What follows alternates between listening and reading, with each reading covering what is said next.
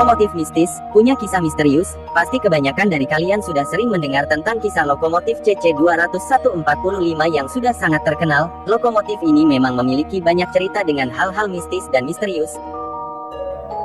Tapi sekarang kita akan melihat cerita lokomotif lain yang juga memiliki cerita yang sama misteriusnya dengan lokomotif CC20145.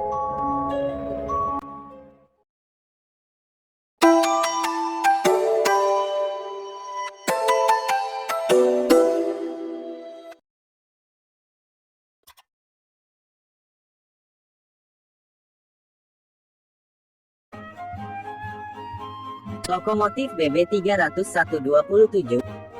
Sejak awal, lokomotif ini sama saja dengan lokomotif lainnya, tidak ada yang istimewa dari lokomotif ini. Lokomotif BB30127 memulai berdinas sejak tanggal 3 Maret tahun 1964 dengan rumah di Depo Lokomotif Bandung. Sejak mulai berdinas, BB30127 sering menarik kereta-kereta ekspres seperti Bima, Mutiara, hingga Parahyangan. Salah satu keunikan pada lokomotif BB30127 ini terjadi pada tahun 70-an, ketika lokomotif ini selesai menjalani perawatan di Balai Yasa Yogyakarta. Lokomotif ini tidak dicat dengan warna krem hijau layaknya lokomotif lainnya pada saat itu, melainkan dicat dengan warna yang sama seperti warna pada rangkaian kereta Parahyangan saat itu yang berwarna krem oranye kemerahan. Karena warnanya, lokomotif ini akhirnya menjadi lokomotif langganan untuk kereta Parahyangan saat itu.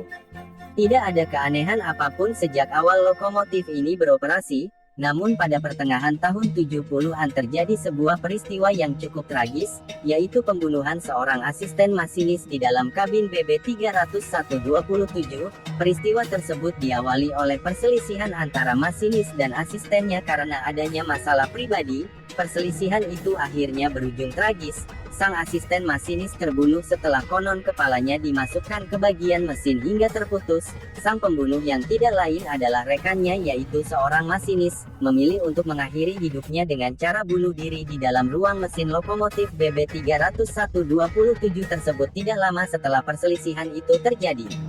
Setelah kejadian tersebut, hal-hal mistis mulai menimpa BB30127, mulai dari sosok wanita yang kadang nampak duduk di ruang mesin, sampai hawa kehadiran masinis tambahan yang kadang terasa di kabin oleh para masinis yang berdinas.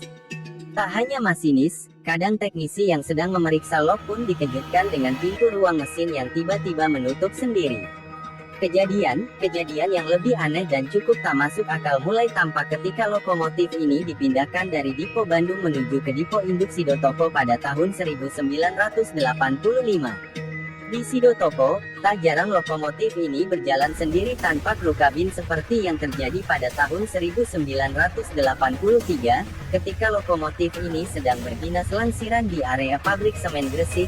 Tiba-tiba saja rem terlepas padahal kondisi kabin masinis saat itu sedang kosong, tak ada satupun kru kereta yang berada di dalam kabin masinis dan meluncur tanpa kru hingga stasiun Indro, Gresik, Jawa Timur. Beruntung di stasiun Indro ada seorang masinis yang berhasil melompat naik ke dalam kabin lokomotif ini dan berhasil menarik tuas rem hingga akhirnya lokomotif ini bisa dihentikan. Tak hanya itu, beberapa kali lokomotif ini sering ditemukan berjalan sendiri tanpa kru kabin seperti pada tahun 1980. Lokomotif ini sedang diparkir di Dipo Induk Sidotopo, tiba-tiba remnya blong dan berjalan sendiri hingga akhirnya berhenti setelah menabrak rumah warga di sisi rel. Pada tahun 1990-an, lokomotif ini juga sempat menggemparkan pegawai Dipo Lokomotif Sidotopo. Lokomotif ini pada awalnya diketahui sedang diparkir di Dipo Sidotopo, namun tiba-tiba saja lokomotif ini menghilang tanpa ada satu pegawai pun yang mengetahuinya. Pencarian dilakukan mulai dari Malang, Blitar, Madiun hingga ke Jember, namun lokomotif ini tidak kunjung ditemukan. Kejadian ini membuat bingung para pegawai di sana. Akhirnya lokomotif ini ditemukan di stasiun Benteng, Surabaya yang terletak satu petak pas setelah stasiun Sidotopo ke arah utara. Awalnya para pegawai di stasiun Benteng mengira lokomotif ini disiapkan di sana sebagai lokomotif dinas langsir, namun setelah mendengar dari cerita warga sekitar yang mengetahui bahwa lokomotif ini berjalan tanpa kru kabin, akhirnya pihak stasiun Benteng pun melaporkan hal tersebut ke Dipo Sidotopo. Akhirnya lokomotif ini dijemput pulang ke depo dan dinasan lokomotif langsir digantikan oleh lokomotif lain. Lokomotif ini juga pernah berjalan tanpa masinis dari stasiun Solo Jebres dan berhenti setelah menghajar baduk di stasiun Palur. Para pegawai depo lokomotif Sidotopo banyak yang percaya bahwa ada kekuatan supranatural pada lokomotif ini dan sering mengadakan ruatan atau ritual untuk membuang sial pada lokomotif ini.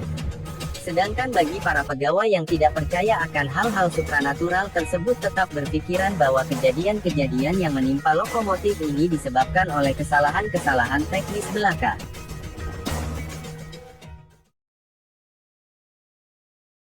10 tahun menghuni Depo Sidotopo dengan segala kisah mistisnya, akhirnya lokomotif ini dipindahkan menuju Depo Lokomotif Madiun, tepatnya pada tahun 1995.